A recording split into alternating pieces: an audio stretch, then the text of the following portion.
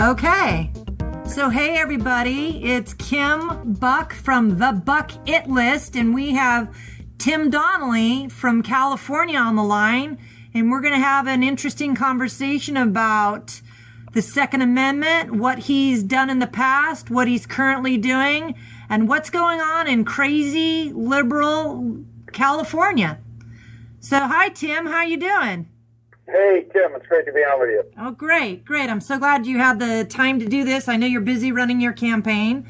So first, I'd like you to tell us, for those people, because this is going to go all over the place. It's, online radio, so anybody, anywhere can listen to it. It's not just a regional thing. So tell people a little bit about your political history in the past and what you're up to now. Well, in 2010, I ran against the political establishment with no experience, no money, and everybody thought I had no chance. And I walked door to door. I had a powerful message, a message of freedom and get the government out of our lives. And bottom line is I won by one vote per precinct. Oh, that's awesome. Wound up in the California State Assembly. I did a lot of fighting there on behalf of everything that I would think most Americans would believe in, and fought against illegal immigration, fought for our gun rights, just basically fought against stupid government interference. And I ran for re-election, and the entire political establishment aligned itself up to try to take me out of office, and they spent about $1 million between the GOP and the SEIU, and I spent $14,000 and destroyed them. Wow. So I served a second term in the California State Assembly. Then I ran for governor in 2014, and the establishment spent even more money. That time they were successful. They beat me by 4 points, even though I was at close to 20% in the polls. And in the end, they put a Democrat up against Democrat Jerry Brown instead of a Republican. Right. Yeah, that was incredibly frustrating for me. I was really, really, really, really disappointed with the establishment GOP doing what they did, especially here in California. We don't get a lot of really super conservative candidates running, and then we finally had a great one like you, and they sabotaged it. It was very frustrating. Well, and they did the same thing to Donald Trump, and they tried to do it to Ted Cruz to a lesser extent. Yep. And look, we know what the establishment is about. We understand where we stand, which is we have no standing politically. We, the people, have to storm the castle, and they've got the 50 caliber machine guns. They've got the moat filled with alligators. They don't want to hear from us. Very, very difficult. I think there should be a faster way of getting people out when they're doing the wrong thing. If we're supposed to be the people in control, we the people, we need to have a faster reaction to when they start, going off track the way they do. So what are you up to right now? Well, literally right now I'm out in the field running my congressional campaign. I'm running in the 8th Congressional District, which starts in Joshua Tree, goes out to Lake Havasu all the way to the Arizona border, goes all the way up the Nevada border to the end of Mono County. Wow. Includes all of Mono, all of Inyo, and most of San Bernardino County. It stops just 150 miles shy of Lake Tahoe. It's the biggest district in the state, and it's an extremely conservative district. It's what's called a Republican plus 10. And we have a guy in there who is an establishment politician who votes whatever he's told. He follows orders, and it's really, really sad because the things he's voting for are not representative of how most of the people in the district feel. But yeah, with Joshua Tree, hello, I like that. That's an awesome name in a conservative area. That's fantastic. Well, hey, I'd like to move on to one of your top topics that you like to, expound on, and that's the Second Amendment, especially here in California, where we are being just absolutely inundated with ridiculous laws and regulations from our liberal lunatic politicians, Gavin Newsom and Kamala Harris and all that. So I'd like for you to tell us a little bit about what you think the founding fathers meant when they put in the Second Amendment. Well, the Second Amendment is a very simple concept. It's a very powerful concept, and it's a threat to tyranny. And the bottom line is it's 26 words. a well-regulated militia being necessary to the security of a free state. And that's the operative phrase right there. Being necessary to the security of a free state. The right of the people to keep and bear arms shall not be infringed. And they've done nothing but infringe it. And they've infringed it because they understand that too many of us understand what it's for. It's not for hunting. It's not for sport shooting, even though those are great activities. It is not for target practice. It is for defending freedom from tyranny. It is for defending our inalienable rights, our life, our liberty, and our pursuit of happiness. It is essentially the absolute key to freedom, period. Yeah, no, I absolutely agree. I mean, history proves that every time a government comes in and takes away all the arms from the people, that you end up having mass, and I mean mass murder in all these countries. I mean, 46 million people with, I think it was Pol Pot, and then you got, Mao Zedong and Hitler and Stalin and all these kinds of things.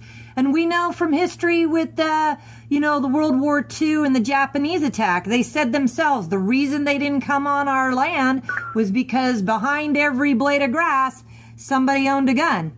That's a really good thing to be remembered, especially in this day and age when we're actually shipping in our terrorists now. Look, that's why we're a free people. Mm-hmm. And people need to understand and not get distracted. They want you to get distracted. Every season they run 26 or 11 or 24 or 34 or 68 bills to infringe the Second Amendment. They want you running around getting all worked up over the ins and outs of the legalities of what type of weapon, what type of gun, what type of firearm, what type of ammunition that's going after this time. But see, we need to keep clear, because I sometimes the danger is that we get lost looking at the tree and we don't see that they're trying to raise the entire forest. They're trying to literally burn down the entire community. Their plan is to erase the Second Amendment, to legislatively infringe it, to legally infringe it, to make it so expensive for you to in any way exercise that right that you give up. And they've been successful. You've already referenced Hitler and Pol Pot and you can take Stalin, and there's a whole bunch of others, Ceausescu, who they start out with gun control. And it starts out with a registration so the government knows exactly where the guns are. Then the government storms people's houses, takes the guns. And a lot of people have figured out in America, we're on the front lines. They're not going to stop Islamic terrorists. They're not going to stop these random mass murderers that wind up in schools. It's funny, they always wind up in a gun-free zone. And the government made it a gun-free zone, so the government put you at risk. And since you can't sue the government for it, even though we should be able to, then the only recompense, the only thing that intelligent people can do is then defend themselves. And that means you have to essentially become an outlaw.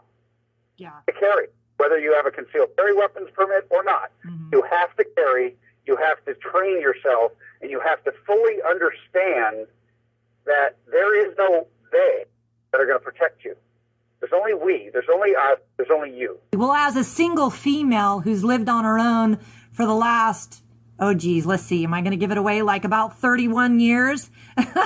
My dad, when I moved out when I was 19, he got me my first handgun. Mind you, it was just a little 22 LR, but they are one of the most popular weapons and they still get the job done. But, my stepfather was he was in law enforcement. So I actually grew up with, for a while anyway, he was a police officer here in Fresno, California. Then he went into the highway patrol, and I was absolutely fascinated with it, thinking I was going to get into law enforcement until I realized they didn't get paid enough money and they didn't get big enough weapons. So I said, never mind. And then he was a criminal investigator with the DA's office. So I knew a lot about all that stuff growing up. And, I'll be honest, about 4 years ago, one of my jobs is I do custom jewelry on the side. And so sometimes I'm carrying around a lot of inventory. And I thought maybe I should break down and get a concealed carry. And then change of fate, things kind of died off. It got really hot and I didn't want to do the 6-month wait and do it in the middle of the summer. So I put it off. I finally broke down and took my CCW class about 3 weeks ago, and I'm just waiting for the license to come in. But I'll be honest, I feel conflicted. I feel like what you said, now I'm on another list of what I have, what I'm carrying, and that kind of thing. And I'm of the Ted Nugent variety, and probably your variety, that the Second Amendment should be my license. Why do I have to get all these other extra licenses to do what's supposed to be my given right? You have a right, and rights trump laws. But you only have a right as long as you exercise it. Yeah. The minute that you allow someone to talk you out of it, or you are intimidated out of it, then you no longer have that right, and now you have to take that right back. So my theory is, let's not give it up in the first place. Let's exercise it. Let's secure our own liberties instead of waiting around for the government to do the job that the Constitution enumerates it to do, which is to essentially secure the border, keep each state free from invasion, if you believe Article 4, Section 4, and do infrastructure and things of that nature, and essentially guarantee the common good, which gives them a little bit of life, but not a lot, because the common good is whatever we and our representative, or through our representatives, decide it is. But other than that, we don't really need the government to do anything, because they're not even doing what they're supposed to do. It's all about money. It's not like they sat around one day and said, I want to control everyone. They have to control you. They have to take away some of your freedom in order to increase regulation and in order to decrease, ultimately, the liberties of Americans in order to create a job opportunity and guarantee paycheck for life. It's definitely gotten out of control. What are your thoughts on the Convention of States? I think any and every tool that is available to us should be exhausted, and I don't think we should be fearful. I tend to agree with Mark Levin. Yeah. I think they gave us a tool. We shouldn't scorn that tool because we're afraid that the leftists might get a hold of it and somehow hijack the process. Mm-hmm. Look, they've already hijacked the entire government. It can't get any worse. So we just need to rein in by any and all means necessary, including, at some point, it's going to include the cartridge box. Yeah. Ballot box, unfortunately. Right. I'm talking to people on their porches, and I can't tell you how many younger people are telling me, hey, I've drawn a line in the sand. I'm just waiting. Right. I've drawn a line in the sand. The government better pay attention to that. But the government has become the greatest threat to our liberties. It's become the greatest threat to our natural rights, the very natural rights it was formed to protect. You know, it almost feels like we're getting back to where we started from, and now except we're taking it on right here instead of across the pond, so to speak.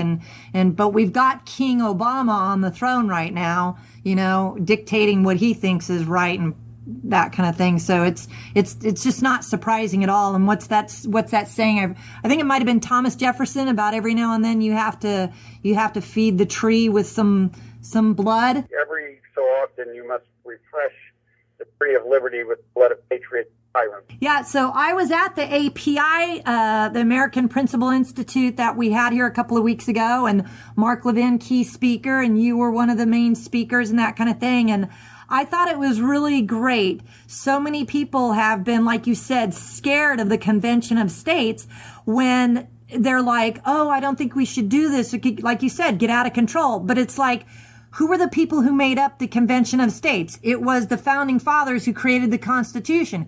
If you think the Constitution is a brilliant document and they're brilliant men, why would they all of a sudden go do something so stupid on this side? It's like, I only believe certain parts of the Bible and not this other part, even though it all came from God. I mean, it feels like one of those kinds of things, you know? Yeah, well, you said it well. Yeah. Well, thank you.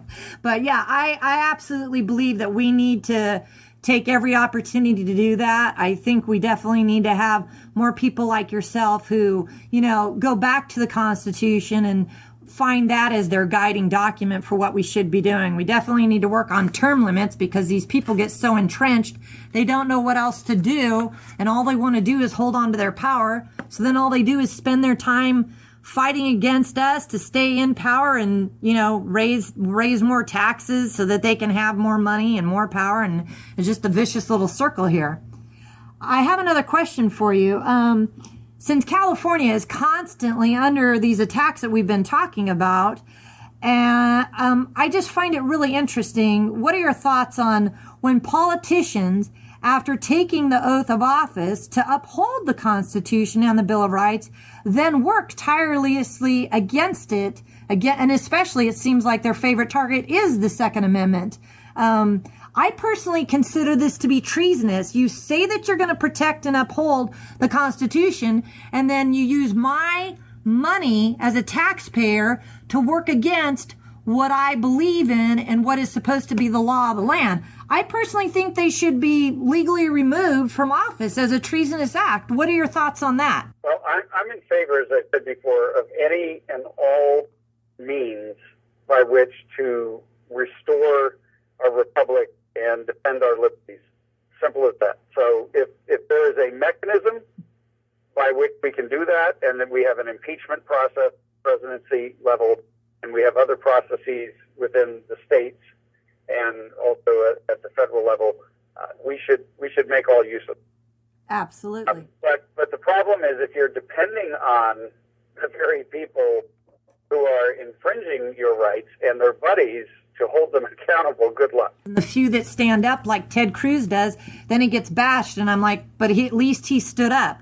He's sticking to what he said he was going to do, and he's, doing what his constituents asked him to do. He might not be successful, but at least he tried. Him, Rand Paul, and a few others who have filibustered, who have made use of the process. They get pilloried. Yeah. They get ostracized. The price that he's paid for standing up for us, no one outside that building can truly know. Yeah. And so he is to be commended and respected, and we need to pray for him. We need to pray for other people. And we need to fight effectively to remove these worthless beltway barnacles and put in some people with some balls. I don't know how else to say it. People with testicular fortitude that will actually go kick some ass and take names.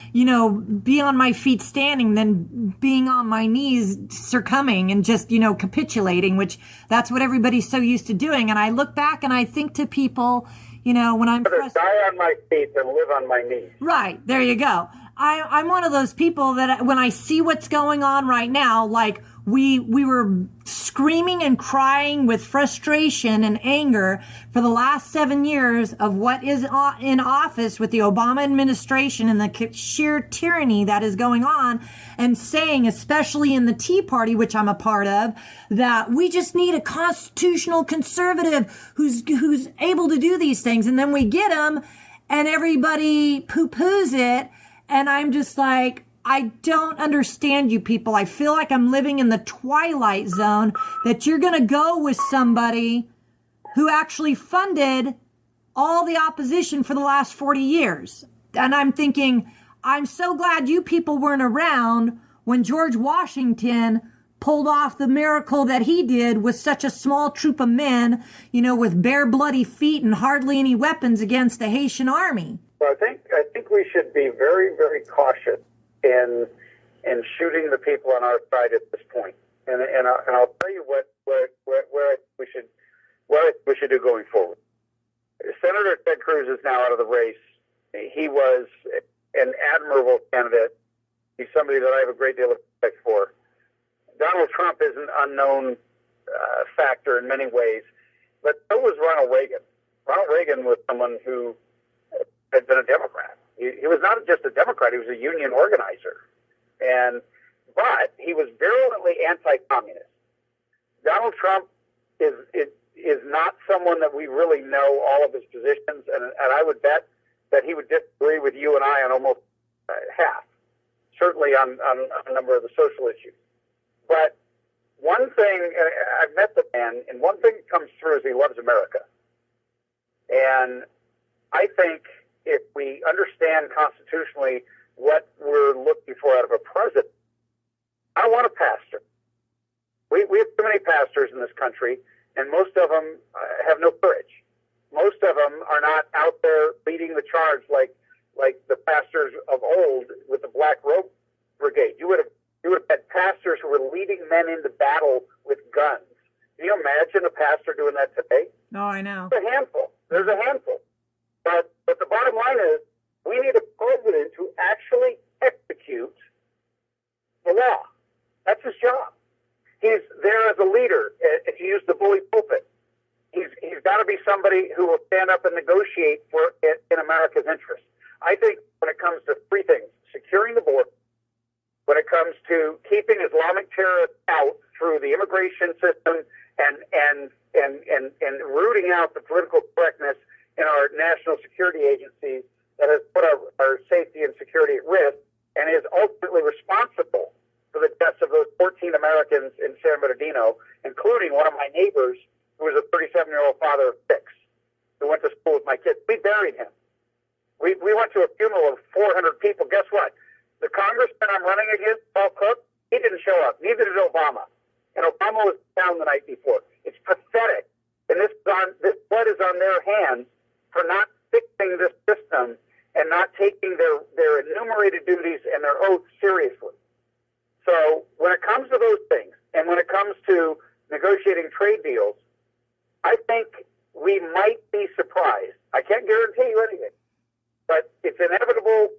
It's almost a done deal that that Donald Trump is going to be the nominee, and better him than Hillary Clinton. Chris Tonto Peranto, one of the Benghazi heroes, who I had come out and speak, is one of my personal friends. So when it comes all the way down to it, she will never get my vote. Whoever's against her will. So I absolutely agree in that. It's funny. I just met him the other day. I couldn't stay long at the event, but I was really, really impressed with him. He's a pretty big firecracker. We're working on, I had him come out in April because my people just were so enamored with him. In the process of getting to know him, I read his bio and found out he is actually a trained firearm specialist. So I thought, well, how much fun would that be, especially with the atmosphere we have going on right now and people wanting to get trained up in tactical maneuvers and whatever. So we had him come out and do a fairly low-key tactical gun class, and it just lit the fire. And now we're looking at doing a very, very intense one, probably in October when the weather calms down, because we're like in 105-degree weather right now. And it'll be like a 4 or 5 hour class. So I might hit you up and see if you want to come join. Yeah, that sounds good. All right. Well, hey, I think we're going to wrap it up here. I'm going to say a few things and whatever. Great luck on your campaign. Do you want to give everybody just a couple of minutes or a couple, things about what you're trying to accomplish in this new position you're running for? Oh, it's real simple. We don't need any more laws. We just need our freedom back. And we need somebody that will organize in the streets, somebody that will fight against the tyranny that has, and the political correctness that has strangled our political dialogue. So you won't have me pushing any real new bills, even though I would like to push bills to repeal laws and increase our freedom. Yeah, no, I agree with that. And that's the bottom line. I think we should enforce the laws we have. If people don't like them, get rid of them. Right. If you can build the support for it. But otherwise, enforce them. Exactly. One thing, we need to get government to stop being the greatest threat to our natural rights. So I will be using the bully pulpit. I will organize, and I will fight for the people. So my website is DonnellyForCongress.com. So DonnellyForCongress.com. And I always like what your slogan is: patriot, not politician. Thank you, Tim. Godspeed. You too. Bye-bye. This is the Toughen Up American Network. Hey, are you a sports fan, or do you have a special sports fan in your life? You gotta check out Fanatics. I mean, they've got everything. Over 250,000 gift ideas. Baseball, football, hockey, even soccer made it on the list somehow. They've got all the best sizes, all the best gear, and now exclusively on our website at the very bottom, you're going to see a tab for military and veterans to get 10% off on their initial order and free shipping. Go to toughenupamerica.com and click the link right now. Welcome to the Liberty and Comedy Meet. This is the Toughen Up American Network. So for a little something funny, I thought I would share this. It's got a very strong point to be made for sure, though. So it's serious and funny. to pee or not to pee. I have a job. I work. They pay me. I pay my taxes, and the government distributes my taxes as it sees fit. In order to get that paycheck, in my case, I'm required to pass a random urine test, with which I have no problem. What I do have a problem with is the distribution of my taxes to people who don't have to pass a urine test. So here is my question. Shouldn't one have to pass a urine test to get a welfare check because I have to pass one to earn it for them? Please understand, I have no problem with helping people get back on their feet. I do, on the other hand, have a problem with helping someone sitting on their butt doing drugs while I work. Can you imagine how much money each state would save if people had to pass a urine test to get a public assistance check? I guess we could call the program "You're in or You're Out." Pass this along if you agree, or simply delete it. Hope you all pass it along, though. Something has to change in this country, and soon. And here's another thought. All politicians should have to pass a urine test, too. They should also have to pass an intelligence test, a common sense test, and an understanding of the Constitution test as well.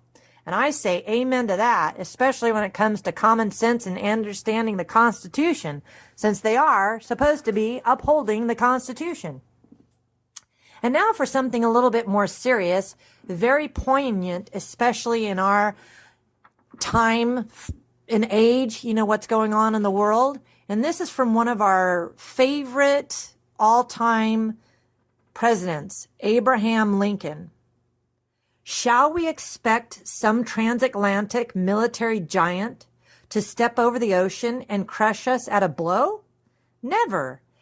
All the armies of Europe, Asia, and Africa combined, with all the treasure of the earth, our own excepted, in their military chest, with a Bonaparte for a commander, could not by force take a drink from the Ohio or make a track on the Blue Ridge in a trial of 1,000 years. At what point, then, is the approach of danger to be expected? I answer, if it ever reach us, it must spring up amongst us. It cannot come from abroad. If destruction be our lot, we must ourselves be its author and finisher. As a nation of free men, we must live through all time or die by suicide. I mean, is that not accurate of what's going on? Enemy within? We're having more destruction from the people within our own country, in our own government, than we are from outside sources, because we recognize it better from outside sources. He also goes on to say, you cannot help the poor by destroying the rich. You cannot strengthen the weak by weakening the strong. You cannot bring about prosperity by discouraging thrift. You cannot lift the wage earner up by pulling the wage payer down. You cannot further the brotherhood of man by inciting class hatred. You cannot build character and courage by taking away people's initiative and independence. You cannot help people permanently by doing for them what they could and should do for themselves. What a brilliant man. And we're talking, how many years ago was this that he said this? And it's so prevalent today with so many people on welfare and doing the class fighting amongst each other. I have to say, the Democrats are really pushing it and the rhinos aren't helping. So I just want to thank you for tuning again and listening to Kim Buck at the Buck It List. Once you hear it, check it off. God bless America.